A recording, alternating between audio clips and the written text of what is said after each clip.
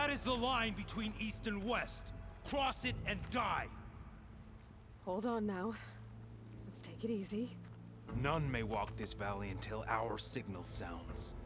That was our accord with the Karja. I'm not Karja. I came here on my own to ask for rite of passage. But they opened the gate for you, did they not? What is the meaning of this violation? Why send a child? Do they want to parley or not? The Karja can't be trusted. This is known. Forget the Karja. This has nothing to do with them.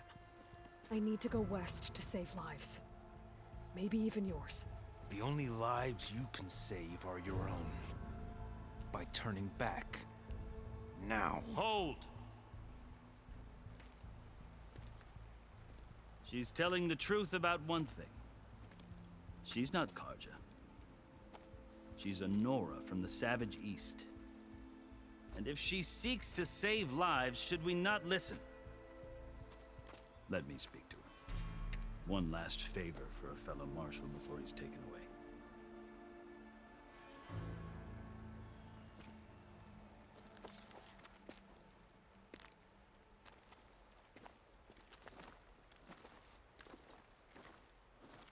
A fearless, red-headed Nora. You must be the so-called savior of Meridian. Just Aloy. I am unyielding Fashav. Once of the Karja High Command, last of the army of the Setting Sun. You're Fashav. Avad gave me a message for you. That he waits for you in Meridian, where you belong. Avad always was polite. Well, now I'm even more curious about you knowing that you have the confidence of the Sun King. But such an association with the Karja could work against you here, as it often has with me. As you can see. Tensions are high. This embassy is a delicate affair. They're about to return me to the Sundom, a gesture that might help soothe painful grievances. And now you arrive, unheralded. I'm not here to cause trouble. I just need to go west. So you say. I might be able to help, but I need to know why. Along with some assurance that I won't regret it.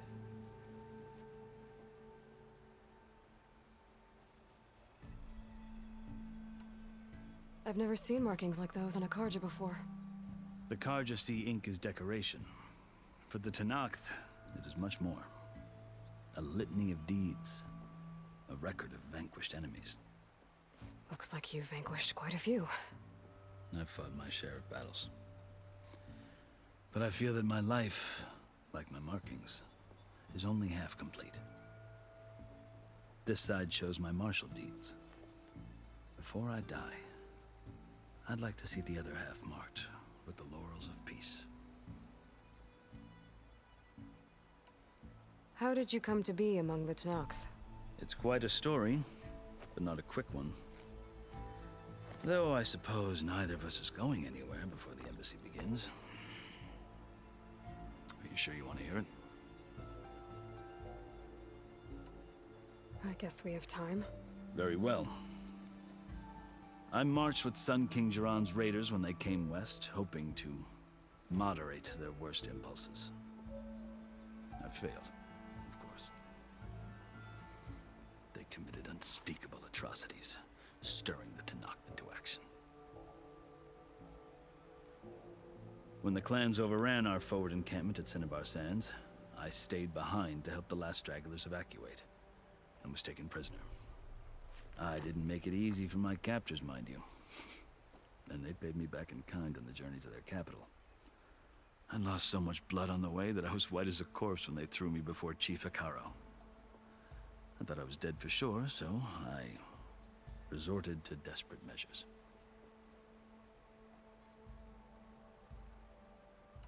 So when you met the Tenakth chief, you did something desperate? Now, I'd kept my ears open as the Tenakth dragged me along, and I heard mutterings about a kind of trial by combat that they revere. So, when they flung me at Hekaro's feet, I demanded this rite, called the Kulrut, thinking that by winning I could request a boon, my life or even my freedom. The other Tanakh howled, but Hikaru stared them down. And then his gaze fell upon me. Evidently, he appreciated my ingenuity. He allowed me to participate in the cool route.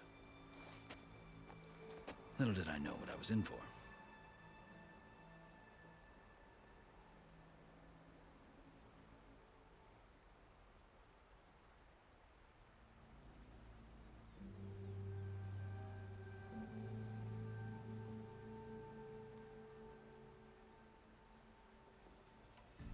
You said the cool route is a Tanakh's trial by combat. Yes, but it is no ordinary trial. It doesn't pit men against each other, at least not directly.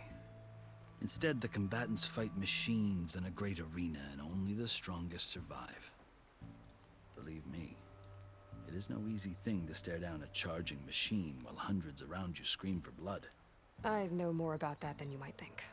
Do you? Well, then you have my respect.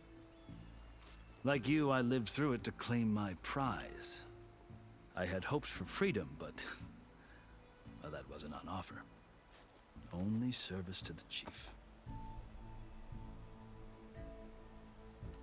You wound up serving the Tanakh chief. The winners of the cool route must serve the chief as his marshals. You mentioned that word before. What does it mean? The word itself refers to a kind of protective spirit from the ancient past.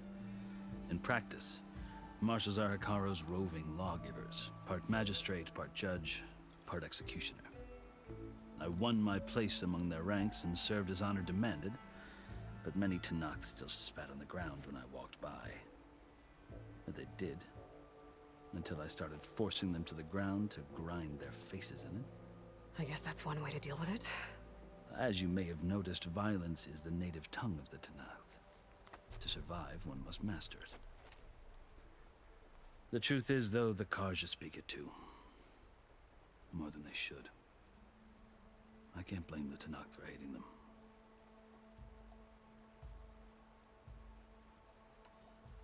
So then, are you still Karja? Part of me, yes.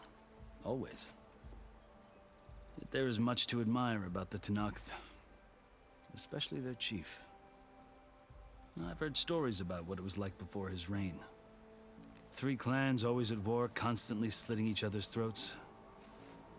Hikaru and the marshals have crafted a delicate peace, and now he looks to the future. Who knows?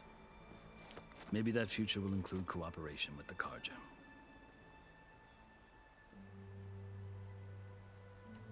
The Karja talk about Hikaru as if he's a monster.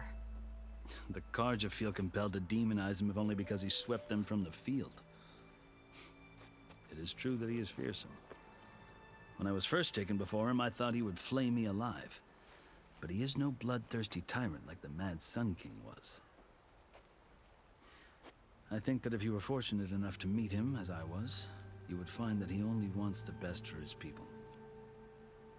I hope you do speak to him. I'm sure you'd interest him. So, that's my story. You're the first Easterner to hear it, but not the last. The Karja need to know what I have learned. Yeah. The way you talk about the Tanakh is a lot different than how they do.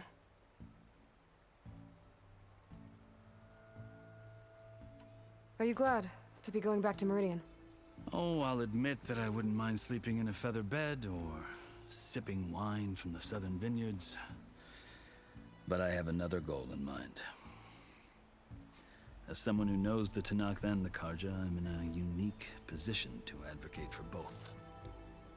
If Sun King Avad is amenable, my hope is to establish a lasting peace. The Tanakh don't seem that peaceful. They're not, as a rule. But these are difficult times. Chief Hikaru knows that survival often requires change, even if that change means putting aside centuries of war.